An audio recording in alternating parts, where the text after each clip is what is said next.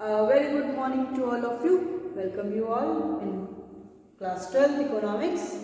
So as you know that we are discussing or revising the chapters of your macroeconomics. So in the last class we have started the chapter 3, national income and its related aggregates. So in today's class we are going to discuss about the concept like investment, gross fixed investment, gross fixed capital investment, depreciation, as well as the what are the capital loss, depreciation, difference between depreciation and the capital loss. Okay, so let's get started the today's class.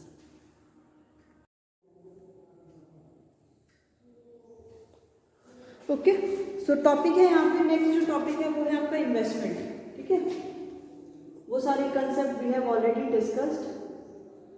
Investment, so investment means होता है simply addition to the existing capital stock, कि जो भी already exist कर रहे हैं capital stock, जो भी स्टॉक है उनमें कुछ और एडिशन करना. जैसे कहीं पे भी इकॉनमी में क्या है, ऑलरेडी कहीं पे इन्वेस्ट कुछ ना कुछ किया गया है और उसमें एक एडिशन करना.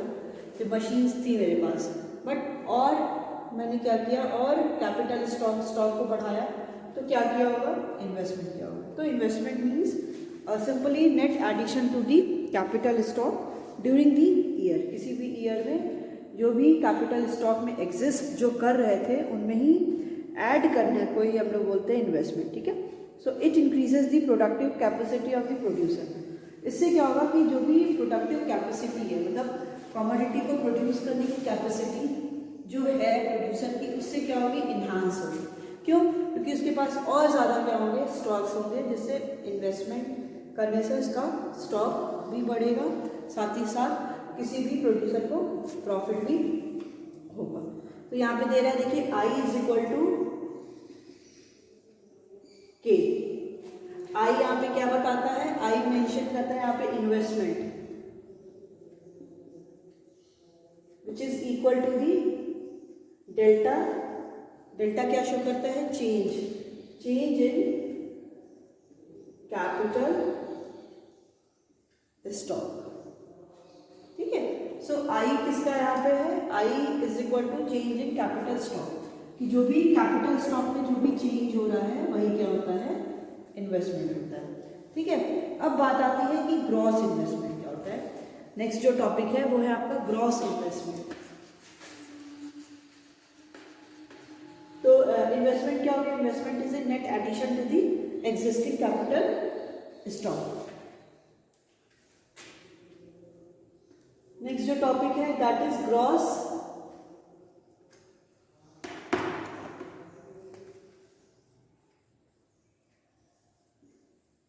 इन्वेस्टमेंट, और इसको बोलते हैं ग्रॉस डोमेस्टिक कैपिटल फॉर्मेशन और gross domestic capital formation. Gross investment और ग्रॉस डोमेस्टिक कैपिटल फॉर्मेशन. ठीक है, कह रहा है इसमें the total addition of the capital goods to the existing stock of the capital during a given time period is known as the gross investment. ठीक है, तो जो भी कैपिटल गुड्स, जो एग्जिस्टिंग कैपिटल गुड्स है उसमें जो भी एडिशन हो रहा है, ठीक है, जो भी एडिशन हो रहा है इसमें, उसी एडिशन का किसी भी पीरियड ऑफ टाइम पे, मतलब किसी भी पीरियड ऑफ टाइम में कितना एग्जिस्टिंग स्टॉक में और एडिशन हो रहा है, उसी को बोलते हैं ग्रॉस इन्वेस्टमेंट. अब ग्रॉस इन्वेस्टमेंट में और दी कैपिटल फॉर्मेशन में दो आते हैं. सबसे पहला आता है आपका gross fixed investment, gross fixed investment, और आता है चेंज इन स्टॉक और the inventory investment. Change in stock और इन्वेंट्री इन्वेस्टमेंट. अब ग्रॉस फिक्स्ड इन्वेस्टमेंट को और क्या बोल सकते हैं हम लोग, gross fixed capital formation. Gross fixed और ये बहुत ज़्यादा इंपॉर्टेंट है। क्यों? क्योंकि जब आप लोग इससे रिलेटेड नेशनल इनकम को कैलकुलेट करते टाइम जो भी एक्सपेंडिचर मेथड होता है उसमें ये सारे आइटम्स इंक्लूड होते हैं। तो ग्रॉस फिक्स्ड कैपिटल फॉर्मेशन, एक बार आपको याद आ रहा होगा जब हम लोग पढ़ते थे ना एक्सपेंडिचर मेथड में क्या आता था, C प्लस आई प्लस जी प्लस एक्स माइनस एम। तो C यहाँ पे क्या आता था, कंजप्शन पे एक्सपेंडिचर, I में इन्वेस्टमेंट पे, G फॉर गवर्नमेंट एक्सपेंडिचर और एक्स माइनस एम। तो कभी कभी क्वेश्चन में आपका डायरेक्टली दिया रहता था GDCF, gross domestic capital formation, तो आप लोग ले लेते थे। बट समटाइम्स आपके क्वेश्चन में क्या दिया रहता था, ग्रॉस फिक्स कैपिटल फॉर्मेशन और चेंज इन स्टॉक। तो इन दोनों को प्लस करके आप इसके इक्वल करते थे ग्रॉस डोमेस्टिक कैपिटल फॉर्मेशन के। ठीक है, तो ग्रॉस इन्वेस्टमेंट क्या होता है कि नेट एडिशन हो रहा है किसमें, जो भी एग्जिस्टिंग कैपिटल स्टॉक है किसी भी पीरियड ऑफ टाइम में, जो भी एग्जिस्टिंग कैपिटल स्टॉक हैं उसमें जो भी ऐड हो रहा है, that is called the gross domestic capital formation और दी ग्रॉस इन्वेस्टमेंट। अब ग्रॉस इन्वेस्टमेंट और the gross domestic capital formation के टू क्या है आपके, हम लोग कह सकते हैं इसमें टू इसके वो है कंपोनेंट्स हैं। सबसे पहला है ग्रॉस फिक्स्ड इन्वेस्टमेंट जिसको ग्रॉस फिक्स्ड कैपिटल फॉर्मेशन भी बोलते हैं, और दूसरा है चेंज इन स्टॉक और इसको इन्वेंट्री इन्वेस्टमेंट भी बोलते हैं।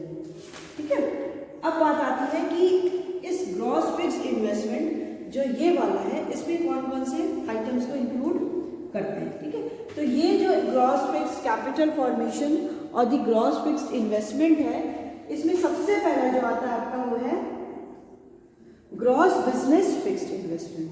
Gross business fixed investment.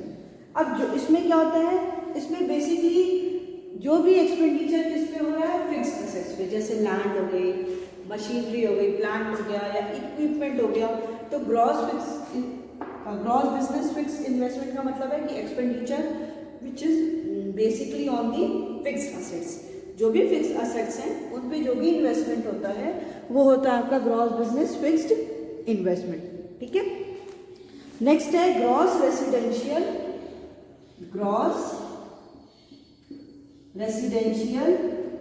Construction investment. अब इस पे जो भी इन्वेस्टमेंट किस पे हो रहा है, रेसिडेंशियल, जैसे आपका क्या हो गया, रेसिडेंशियल हाउस बन रहा है या डिफरेंट अपार्टमेंट और वो बन रहे हैं, आपके फ्लैट्स बन रहे हैं। तो expenditure which is on the residential houses और दी फ्लैट्स, अपार्टमेंट एक्सेट्रा। नेक्स्ट आता है इसमें ग्रॉस पब्लिक इन्वेस्टमेंट। अब ग्रॉस पब्लिक इन्वेस्टमेंट का मतलब है कि investment which is on the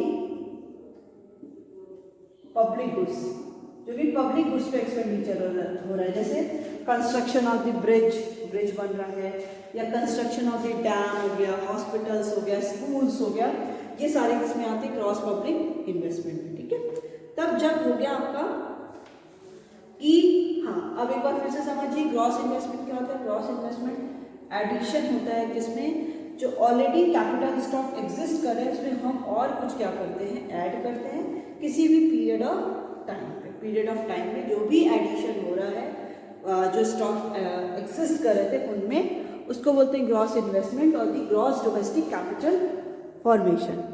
फिर बात आती है कि ग्रॉस डोमेस्टिक कैपिटल फॉर्मेशन के क्या हो गया, आपके टू कंपोनेंट हो गए। सबसे पहला ग्रॉस फिक्स्ड इन्वेस्टमेंट, ठीक है, और इसको क्या बोलते हैं, ग्रॉस फिक्स्ड कैपिटल फॉर्मेशन। दूसरा होता है change in stock, closing stock minus opening stock, और दी इन्वेंट्री इन्वेस्टमेंट, कि जो भी इन्वेंट्री थी, जो भी स्टॉक था उस पर कितना इन्वेस्टमेंट किया गया। ठीक है, अब बात आती है कि ग्रॉस फिक्स्ड इन्वेस्टमेंट और gross fixed capital formation with कितने कंपोनेंट है। So it has the 3 components.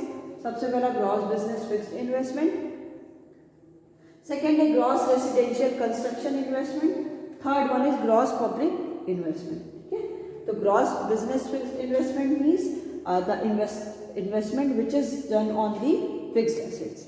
जो भी सारे फिक्स्ड एसेट्स हैं उन पे जो भी इन्वेस्टमेंट हो रहा है वो ग्रॉस बिजनेस फिक्स्ड इन्वेस्टमेंट है। नेक्स्ट है ग्रॉस रेसिडेंशियल कंस्ट्रक्शन इन्वेस्टमेंट, जो भी investment which is on the construction of the basically the apartment, flats, residential houses, ये हो गया आपके रेसिडेंशियल कंस्ट्रक्शन में। नेक्स्ट आता है gross public investment.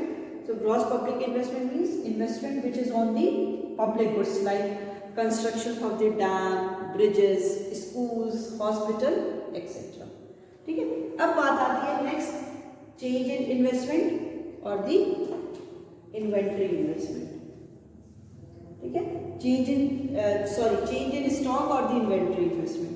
So change in stock को क्या हम लोग कैसे कैलकुलेट करते हैं? सिंपल सा है,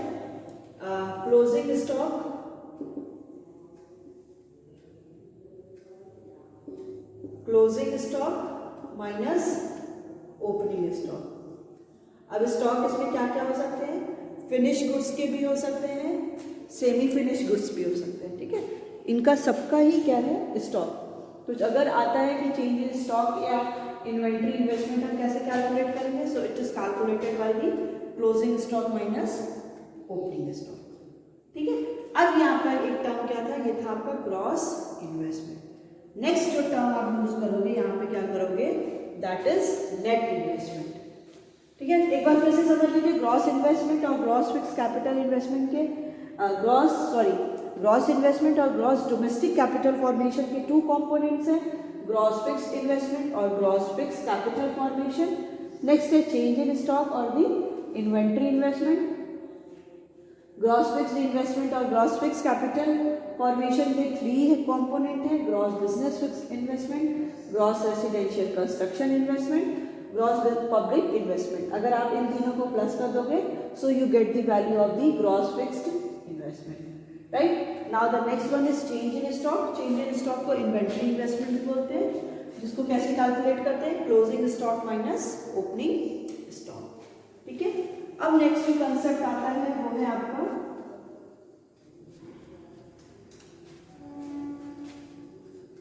नेट इन्वेस्टमेंट।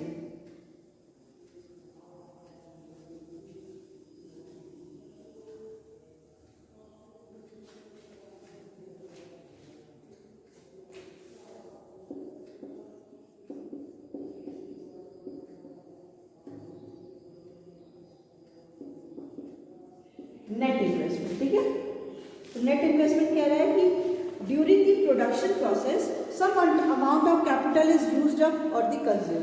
ठीक है, जब भी प्रोडक्शन प्रोसेस होता है, प्रोडक्शन हो रहा है, उस केस में क्या है कि जो भी कुछ स्टॉक्स होते हैं वो क्या होते हैं? यूज और कंज्यूम हो जाते हैं। This consumption of fix capital in the production process is called the depreciation और the consumption of the fix capital. अब जो भी कैपिटल स्टॉक को हम लोग कंटिन्यूसली यूज कर रहे हैं, उनका कंजप्शन अगर हम लोग कर रहे हैं तो उस पर क्या हो रहा है? कंजप्शन ऑफ फिक्स कैपिटल की वजह से प्रोडक्शन प्रोसेस में जो भी कंसेप्ट हो रहा है that is called the depreciation. जैसे आप कोई भी कंटिन्यूसली मशीन्स को यूज कर रहे हो तो कंजप्शन हम लोग कर रहे हैं फिक्स कैपिटल का, तो उससे क्या होती है? लॉस हो जाती है इन वैल्यू ऑफ द असेट। जो भी असेट है उसकी वैल्यू फॉल करती जाती है। जैसे आप अगर पता होगा कि कोई भी मशीन 5 लाख का लेकर आ रहे हो, बट आप उसको अगर हाफ एन आवर भी अपने घर में रख लोगे तो उसकी वैल्यू कम होने लगेगी। क्यों? क्योंकि वहाँ पे उसका डेप्रिसिएशन और consumption of the fix capital. तो प्रोडक्शन प्रोसेस में क्या होता है? प्रोडक्शन जब हो रहा है तो प्रोड्यूसर डिफरेंट फिक्स असेट्स को इंस्टॉल करते हैं और उन पे क्या है? उनका कंटिन्यूसली कंजप्शन करने से फिक्स कैपिटल की वैल्यू डिक्लाइन करती है, जिसको हम लोग क्या बोलते हैं? इसको हम लोग डेप्रिसिएशन भी बोलते हैं और consumption of the fix capital भी बोलते हैं। So by subtracting the depreciation from the gross investment we get the net investment. अगर हमें कैलकुलेट करना है net investment, so what we have to do? हम लोग करेंगे ग्रॉस इन्वेस्टमेंट माइनस डेप्रिसिएशन।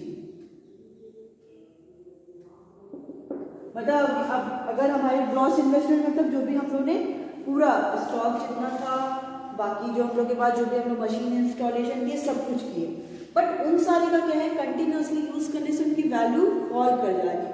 तो जो भी वैल्यू उनकी फॉल की, लास्ट में जो बचा वही होता है आपका नेट।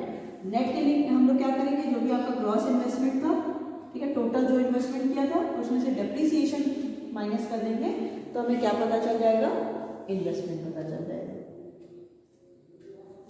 वही इसके साथ क्या कर सकते हैं, अगर हमें ग्रॉस निकालना है, अगर हमें जीआई निकालना है, ग्रॉस इन्वेस्टमेंट निकालना है, तो नेट इन्वेस्टमेंट में हम लोग डेप्रिसिएशन प्लस कर देंगे। ठीक है, एक फर्स्ट ये हो गया, सेकंड ये। नेक्स्ट है, अगर आपको डेप्रिसिएशन कैलकुलेट करना है तो हम लोग क्या करेंगे, gross investment minus net investment. कभी कभी आपके क्वेश्चन में, हम लोग ने पहले पढ़ा था ना, कभी कभी आपके क्वेश्चन में क्या था कि डेप्रिसिएशन की वैल्यू नहीं दी रहती थी, आपको पूछने लगते थे मैम यहाँ तो डेप्रिसिएशन दिया ही नहीं, कैसे कैलकुलेट होगा। इन दैट केस आपके पास, आप देखना, ग्रॉस इन्वेस्टमेंट दिया होगा, नेट इन्वेस्टमेंट दिया होगा, इन दोनों को माइनस करके हम डेप्रिसिएशन ऑटोमेटिकली निकाल सकते हैं। ठीक है, सो ये हो गया आपका gross investment, net investment. Next जो टॉपिक आता है वो है आपका डेप्रिसिएशन। ठीक है, ये छोटे छोटे कंसेप्ट थ्योरेटिकल पार्ट है जो आपको जब आप न्यूमेरिकल करोगे तो ये बहुत ज़्यादा इंपॉर्टेंट रोल प्ले करेंगे। ठीक है, depreciation already studied in class 11 accountancy में आप लोग पढ़ चुके हैं सारे डेप्रिसिएशन और ये सब कंसेप्ट। यहाँ पे हम लोग को बस इसका थ्योरेटिकल पार्ट थोड़ा सा देखना है, डेप्रिसिएशन। ठीक है, तो डेप्रिसिएशन कह रहा है कि depreciation is defined as the loss और the fall in the value of the fixed assets. जो भी फिक्स्ड असेट्स हैं उनकी वैल्यू क्या कर रही है, फॉल कर रही है due to normal wear and tear and expected obsolescence. ठीक है, क्यों, किसकी वजह से हो सकता है कि नॉर्मल वियर एंड टियर, मतलब उसको यूज़ कर रहे थे तो वो क्या हो गया, टियर मतलब टूट गया, या एक्सपेक्टेड ऑब्सोलेसेंस, मतलब हमें पता है, एक्सपेक्टेड है कि कंटिन्यूसली हम कोई भी कमोडिटी को यूज़ करेंगे तो उसमें क्या होगा, उसकी वैल्यू फॉल करेगी। For example, if this is the marker, ये जब नया मार्कर था तो उसकी क्वालिटी अच्छी थी, इसमें इंक भी प्रॉपर, इसका जो ऊपर का लेड है वो भी बहुत अच्छे से चल रहा था, इसका जो निब कह सकते हैं। बट अब धीरे धीरे क्या है, इसकी वैल्यू फॉल, और ये हमें एक्सपेक्टेड है कि अगर हम कंटिन्यूसली इसको यूज़ करेंगे तो उसमें कुछ ना कुछ ऑब्सोलेसेंस होगा। तो डेप्रिसिएशन भी वही होता है, ऐसा नहीं कि अनएक्सपेक्टेड है कि मेरे को पता ही नहीं था कि ये खराब हो जाएगा, ऐसा तो कोई बात ही नहीं है। ठीक है, तो डेप्रिसिएशन क्या होता है, लॉस और fall in the value of the loss and fall because of the normal wear and tear and the expected obsolescence. ठीक है, so the concept of depreciation is very important in economics to understand the difference between gross value and the net value. तो economics में अगर हम लोग बात करते हैं तो डेप्रिसिएशन क्या है, वो बहुत ज़्यादा इम्पॉर्टेंट है because of the two calculate the value of the gross value and the net value. जैसे अभी लास्ट याद होगा कि ग्रॉस और नेट के लिए हम लोग डेप्रिसिएशन का यूज़ कर रहे थे, नेट निकालना था तो ग्रॉस में से माइनस कर दे रहे थे। ठीक है, और ग्रॉस निकालना होगा तो हम नेट में प्लस कर देंगे। तो डेप्रिसिएशन क्या है, एक किसी भी ग्रॉस वैल्यू और नेट वैल्यू को कैलकुलेट करने में बहुत ज़्यादा इंपॉर्टेंट रोल प्ले करता है। ठीक है, सो अगर हम लोग बात करते हैं, yes, so the term gross is the inclusive of the depreciation and net is the exclusive of the depreciation. ठीक है, अगर हम लोग को ग्रॉस निकालना पड़ेगा तो इसमें ऑलरेडी जो डेप्रिसिएशन है वो एडेड है, अगर हमें नेट निकालना पड़ेगा तो हम लोग को क्या करना पड़ेगा, उसमें से एक्सक्लूड करना पड़ेगा, उसमें ऑलरेडी इंक्लूड है और इसमें क्या करना पड़ेगा, एक्सक्लूड करना पड़ेगा। ठीक है, नेक्स्ट आता है कॉजेज ऑफ द डेप्रिसिएशन, कि जो भी ये डेप्रिसिएशन हो रहा है उसका कॉज क्या है, मतलब किसकी वजह से ये हो रहा है। ओके, फिर बात आती है कि नॉर्मल वियर एंड टियर, मतलब कोई भी प्रोडक्शन प्रोसेस हो रहा है तो मशीन्स क्या है, जो भी असेट्स हैं उनका कंटिन्यूसली यूज़ करने से उनकी वैल्यू फॉल होती है। फिर क्या है, expected obsolescence. Expected obsolescence mean जो भी फिक्स्ड असेट्स हैं उनकी वैल्यू फॉल करना। कैसे होगा, कंटिन्यूस चेंज इन टेक्नोलॉजी, कि अगर कंटिन्यूसली कह सकते हैं कि टेक्नोलॉजी चेंज हो रही है, टेक्निक्स ऑफ प्रोडक्शन चेंज हो रहा है, ये हमें एक्सपेक्टेड है कि टेक्नोलॉजी चेंज होगी ही इसकी वजह से। या expected change in demand of goods and services due to change in the taste and preference, fashion, lifestyle etcetera. कि एक्सपेक्टेड चेंज किस में हो सकता है, हमें एक्सपेक्टेड है कि डिमांड और सप्लाई में भी चेंज हो सकता है। क्यों सप्लाई और डिमांड में चेंज होता है, because of the change in the taste and preference habits of the consumer. अगर कंज्यूमर पहले कोई कमोडिटी को कंज्यूम कर रहा था, but now he or she don't want to consume that commodity, so the value of those assets will be, or the value of those product will be the fall. तो test and preference पे भी बहुत depend करता है कि वो उसकी demand कितनी होगी। And the change in the government policy, अभी कोई भी प्रोड्यूसर क्या था, वो कोई भी कमोडिटी को प्रोड्यूस कर रहा था, जिसमें गवर्नमेंट की जो भी पॉलिसीज़ थी वो उसके फेवर में थी, कि वो सब्सिडीज़ प्रोवाइड करा था, ये सारी चीज़ें उसको एग्जेम्पशन दिया जाता। बट अब क्या हुआ, गवर्नमेंट ने अपनी पॉलिसी में चेंज कर दिया, जो भी गवर्नमेंट पहले प्रोवाइड करी थी सब्सिडीज़ कंसेशन, अब वो सब नहीं दे रही है, तो किसी को भी क्या होगा, लॉस होगा। तो यही सारे क्या होते हैं, these all are the reason for the depreciation. ठीक है, नेक्स्ट आता है डेप्रीसिएशन रिजर्व फंड और the provision for the depreciation, कि डेप्रीसिएशन को हम लोग कैसे ट्रीट करेंगे। ठीक है, so owing to the depreciation fixed asset need to be replaced after some time, जो भी फिक्स्ड असेट्स हैं उनको हम लोग को थोड़ी टाइम बाद क्या करना पड़ता है, उसको रिप्लेस करना पड़ता है। So replacement of the fixed assets require a provision of the fund. ठीक है, अगर रिप्लेसमेंट होगा फिक्स्ड असेट्स का तो उसके लिए हम लोग को प्रोविजन करना पड़ेगा फंड का, to enable a producer to buy a new asset after the expiry of the life time of the asset, कि जिससे प्रोड्यूसर को हम इनेबल कर सके कि वो नए किसी भी असेट को परचेज कर सके। ठीक है, तो इसमें देखिए एग्जाम्पल भी दे रहा है कि if a machine is purchase for the 1 lakh, ठीक है, कोई मशीन 1 लाख की इसको परचेज किया गया था, उसकी एक्सपेक्टेड लाइफ टाइम, इसकी लाइफ टाइम कितना दिया है, 5 ईयर्स दिया है। तो कह रहा है कि प्रोविजन ऑफ द फंड कितना होगा। सो फंड का प्रोविजन हो जाएगा कि 1 लाख इसकी प्राइस थी और उसको 5 ईयर्स तक यूज किया गया, तो 20,000। सो प्रोविजन हो गया इसके रिजर्व फंड का। ठीक है, so the fund so accumulated is called the depreciation reserve fund. ठीक है, फिर बात आती है कैपिटल लॉस। देखिए ये टर्म है जो थोड़ा सा इससे रिलेटेड है, किससे रिलेटेड है, डेप्रिसिएशन से रिलेटेड है। कहीं ना कहीं ये जो लेमैन है वो इसको साथ में यूज करते हैं, but there is a big difference. तो नेक्स्ट टॉपिक है, तो you don't need to be confuse over depreciation. So capital loss, capital loss में क्या है कि इसमें भी फिक्स्ड असेट्स की वैल्यू फॉल हो रही है। ठीक है, फॉल हो रही है value of the fixed assets, but the reason behind this and the depreciation is totally different. उसमें क्या है, नॉर्मल वियर एंड टियर है।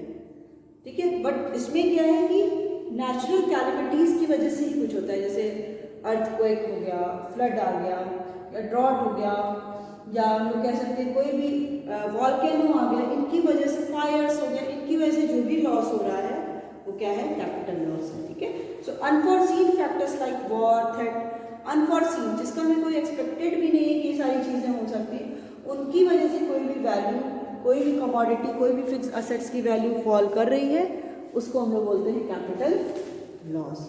फिर बात हो रही है कि प्रोविजन कैसे करेंगे कैपिटल लॉस का। तो इसका कोई भी ऐसे फाइनेंस डेप्रिसिएशन रिजर्व फंड की तरह नहीं है। इसके लिए सबसे बेस्ट ऑप्शन क्या होता है, to take the insurance policy. Insurance policy लेने से कोई भी जो भी इंश्योर्ड है वो क्या हो सकता है, सेफ हो सकता है। इसके लिए जैसे डेप्रिसिएशन के लिए क्या एक प्रोविजन है कि डेप्रिसिएशन रिजर्व फंड बना देंगे कि जितना भी प्राइस है किसी भी कमोडिटी का और कितने ईयर तक उसको यूज़ किया गया, उसके थ्रू हम लोग उसका बता सकते हैं कि इसका डेप्रिसिएशन रिजर्व फंड ये होगा। But in the case of capital loss ये क्या है, अनफॉरसीन है और ये नेचुरल कैलेमिटीज़ की वजह से है। तो इसके लिए बेस्ट ऑप्शन ये होता है कि anybody can take the insurance policy. वो इंश्योरेंस पॉलिसी लेके ही अपने आप को खुद को प्रोटेक्ट कर सकता है। ठीक है, फिर आता है difference depreciation and the capital loss में। सो मीनिंग कह रहा है कि it is the loss in the value of the fixed asset to normal wear and tear and the expected obsolescence. ठीक है, नॉर्मल वियर एंड टियर हुआ और expected obsolescence की वजह से। और कैपिटल लॉस कह रहा है कि it is the value of the fixed asset due to natural calamities and the unforeseen obsolescence. मतलब यहाँ पे अनएक्सपेक्टेड है कि किसी को ये नहीं पता है कि अर्थक्वेक आ जाएगा, या किसी को ये नहीं पता है कि ये जैसे कोविड की सिचुएशन आ गई, इसमें जो भी लॉस हो रहा है तो ये हम नहीं बोलेंगे कि डेप्रिसिएशन हो रहा है, it is because of the capital loss हो रहा है। नेचर ऑफ द लॉस क्या है, depreciation it is the expected, ये होगा ही होगा। कैपिटल लॉस क्या होता है, ये अनएक्सपेक्टेड होता है, किसी को नहीं पता है कि इस ईयर फ्लड आ जाएगा या क्या हो जाएगा। अब प्रोविजन कैसे करेंगे, तो प्रोविजन करने के लिए डेप्रिसिएशन के लिए एक डेप्रिसिएशन रिजर्व फंड बनाते हैं, ठीक है, वहाँ पे रिकॉर्ड करते हैं। और कैपिटल लॉस में क्या कर सकते हैं हम लोग, इंश्योरेंस पॉलिसी ले सकते हैं। सो इंश्योरेंस के थ्रू कोई भी इंडिविजुअल को क्या किया जा सकता है, प्रोटेक्ट किया जा सकता है।